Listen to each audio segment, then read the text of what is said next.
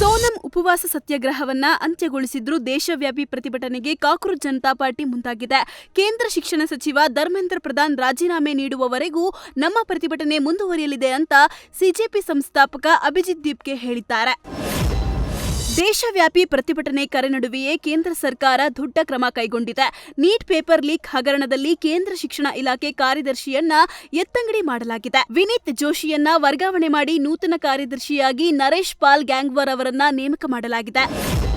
ಮೊನ್ನೆ ದೆಹಲಿಯ ಜಂತರ್ ಮಂತರ್ನಲ್ಲಿ ನಡೆದ ಹಿಂಸಾತ್ಮಕ ಪ್ರತಿಭಟನೆ ಬೆನ್ನಲ್ಲೇ ದೆಹಲಿ ಪೊಲೀಸರು ಪ್ರತಿಭಟನಾಕಾರರ ವಿರುದ್ಧ ಕಠಿಣ ಕ್ರಮಕ್ಕೆ ಮುಂದಾಗಿದ್ದಾರೆ. ಪ್ರತಿಭಟನೆ ವೇಳೆ ಕಲ್ಲು ತೂರಾಟ ಹಾಗೂ ಹಿಂಸಾಚಾರದಲ್ಲಿ ಭಾಗಿಯಾದವರ ಪಾಸ್ಪೋರ್ಟ್ಗಳನ್ನು ರದ್ದುಗೊಳಿಸುವ ಸಾಧ್ಯತೆ ಇದೆ.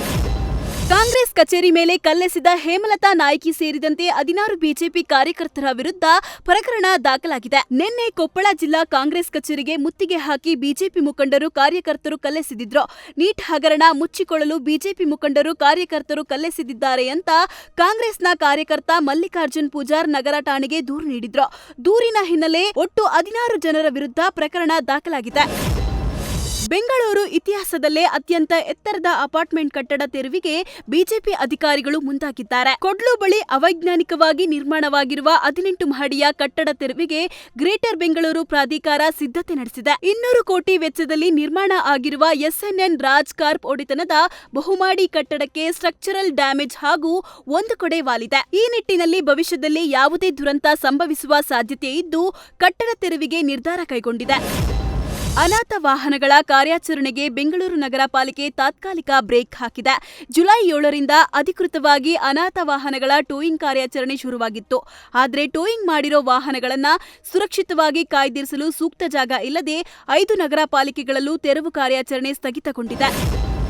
ಆಗಸ್ಟ್ 26ರಂದು ರಾಕಿಂಗ್ ಸ್ಟಾರ್ ಯಶ್ ನಟನೆಯ ಟಾಕ್ಸಿಕ್ ಸಿನಿಮಾದ ವಿಶ್ವದಾದ್ಯಂತ ಬಿಡುಗಡೆ ಆಗುತ್ತಿದ್ದು, ಸಿನಿಮಾ ಬಿಡುಗಡೆಗಾಗಿ ಡಿಸ್ಟ್ರಿಬ್ಯೂಷನ್ ಕಂಪನಿಗಳು ಸಕಲ ಸಿದ್ಧತೆ ನಡೆಸುತ್ತಿದೆ. ಅದರಲ್ಲೂ ಹಿಂದಿ ಡಿಸ್ಟ್ರಿಬ್ಯೂಷನ್ ರೈಟ್ಸ್ ಪಡೆದುಕೊಂಡಿರುವ ಎಎ ಫಿಲ್ಮ್ಸ್ ದೊಡ್ಡ ಮಟ್ಟದಲ್ಲಿ ಟಾಕ್ಸಿಕ್ ಬಿಡುಗಡೆಗೆ ಪ್ಲಾನ್ ಹಾಕಿದೆ. 4300ರಿಂದ 4500 ಸ್ಕ್ರೀನ್ಗಳಲ್ಲಿ ಹಿಂದಿ ವರ್ಷನ್ ಬಿಡುಗಡೆ ಆಗಲಿದ್ದು, ಬರೋಬ್ಬರಿ 15,000 ಶೋಗಳು ನಡೆಯೋ ಸಾಧ್ಯತೆ ಇದೆ. ಇದು ಹೊಸ ದಾಖಲೆ ಆಗಿದ್ದು, ಸೌತ್ ಇಂಡಿಯಾ ಸಿನಿಮಾ ಈ ಮಟ್ಟಿಗಿನ ಓಪನ್ ಇದೇ ಮೊದಲು ಎನ್ನಲಾಗ್ತಿದೆ.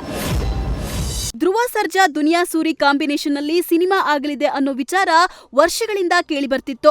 ಅಧಿಕೃತವಾಗಿಯೂ ಸಿನಿಮಾದ ಕುರಿತು ಚರ್ಚೆಗಳು ಆಗಿದ್ದವು. ಆದ್ರೀಗ ಈ ಸಿನಿಮಾದಿಂದ ಹೊರಬಂದಿರೋದಾಗಿ ನಿರ್ದೇಶಕ ಸೂರಿ ತಿಳಿಸಿದ್ದಾರೆ. ಸದ್ಯಕ್ಕೆ ಧ್ರುವ ಸರ್ಜಾ ಕ್ರಿಮಿನಲ್ ಸಿನಿಮಾದಲ್ಲಿ ಬ್ಯುಸಿಯಾಗಿದ್ದು, ಈ ಸಿನಿಮಾ ಕಂಪ್ಲೀಟ್ ಆಗಲು ತುಂಬಾ ಸಮಯ ತೆಗೆದುಕೊಳ್ತಿದೆ. ಹೀಗಾಗಿ ತಿಂಗಳುಗಳ ಕಾಲ ಪ್ರೀ ಪ್ರೊಡಕ್ಷನ್ ಕೆಲಸಗಳು ನಡೆದಿದ್ದರೂ ದುನಿಯಾ ಸೂರಿ ಈ ಪ್ರಾಜೆಕ್ಟ್ನಿಂದ ಹೊರಬಂದಿದ್ದಾರೆ. ಕೃತಿಯ ಮಡಿಲಲ್ಲಿ ಮೈಚಾಚಿ ನಿಂತಿರುವ ಚಿಕ್ಕಮಗಳೂರು ಜಿಲ್ಲೆಯ ಕಳಸಾ ತಾಲೂಕಿನ ಕ್ಯಾತನಮಕ್ಕಿ ಪ್ರವಾಸಿ ತಾಣಕ್ಕೆ ಪ್ರವಾಸಿಗರೇ ಕಂಟಕವಾಗಿದ್ದಾರೆ. ರಮಣೀಯ ಕ್ಯಾತನಮಕ್ಕಿ ಬೆಟ್ಟದಲ್ಲಿ ಪ್ಲಾಸ್ಟಿಕ್ ಬಾಟಲಿಗಳು, ಆಹಾರದ ಖಾಲಿ ಪ್ಯಾಕೆಟ್ಗಳು ಹಾಗೂ ತ್ಯಾಜ್ಯಗಳ ರಾಶಿ ಕಂಡು ಬರ್ತಿದ್ದು, ನಿಸರ್ಗ ಪ್ರಿಯರು ಹಾಗೂ ಸ್ಥಳೀಯರು ಆತಂಕ ವ್ಯಕ್ತಪಡಿಸಿದ್ದಾರೆ. ರಾಜ್ಯದಲ್ಲಿ ವರುಣನ ಅಬ್ಬರ ಮುಂದುವರೆದಿದ್ದು, ಕರಾವಳಿ ಹಾಗೂ ಮಲೆನಾಡಿನ ಭಾಗದಲ್ಲಿ ಹೈ ಅಲರ್ಟ್ ಘೋಷಿಸಲಾಗಿದೆ. ದಕ್ಷಿಣ ಕನ್ನಡ, ಉತ್ತರ ಕನ್ನಡ ಹಾಗೂ ಉಡುಪಿ ಭಾಗದಲ್ಲಿ ಭಾರೀ ಮಳೆಯ ಮುನ್ಸೂಚನೆ ಇದ್ದು, ಮೀನುಗಾರರು ಸಮುದ್ರಕ್ಕೆ ಇಳಿಯದಂತೆ ಎಚ್ಚರಿಕೆ ನೀಡಲಾಗಿದೆ. ಇನ್ನು ಶಿವಮೊಗ್ಗ, ಚಿಕ್ಕಮಗಳೂರು ಹಾಗೂ ಕೊಡಗು ಭಾಗದಲ್ಲೂ ಹೆಚ್ಚಿನ ಮಳೆಯಾಗುವ ಸಾಧ್ಯತೆ ಇದೆ ಎಂದು ಹವಾಮಾನ ಇಲಾಖೆ ತಿಳಿಸಿದೆ.